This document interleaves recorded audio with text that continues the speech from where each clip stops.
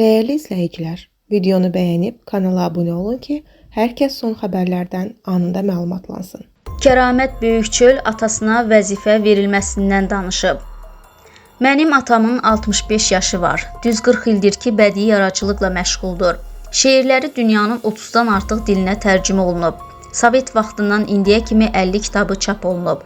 2007-ci ildə Hollandiyada keçirilən Beynəlxalq Şeir Festivalında Azərbaycanı təmsil eləyib.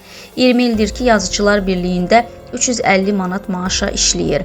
Amma 40 illik yaradıcılığı, şeirləri, nəsr əsərləri olan bir şair təəssüflər olsun ki, cəmiyyətdə ancaq oğlunun adı ilə gündəmə gəlir.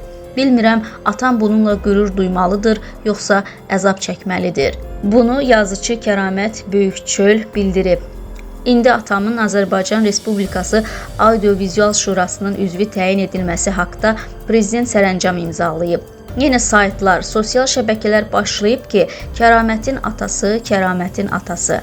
Hərə bir söz deyir, kimi tənqid eləmişəmsə, hamısı deyir ki, Kəramət məni vurduğuna görə prezident atasına vəzifə verdi. Ölkədə nə qədər siyasi partiya varsa, hamısı deyir ki, Kəramət məni tənqid etdi, ona görə atasına vəzifə verdilər. Biri deyir, yox, məni tənqid elədiyinə görə verdilər. O birisi deyir, yox, sən kimsən ki? Məni tənqid elədiyinə görə verdilər. Heç bilmirləri audiovizual nə deməkdir. Efirdə audiovizual sözünü tələffüz eləyə bilmirlər deyə Kəramətin atasına vəzifə verildi deyirlər. Bunlar da özlərini belə şeylərlə əhəmiyyətli hesab edirlər. Aşıq Namiq də deyir ki, Kəramət məni vurduğuna görə atasına vəzifə veriblər.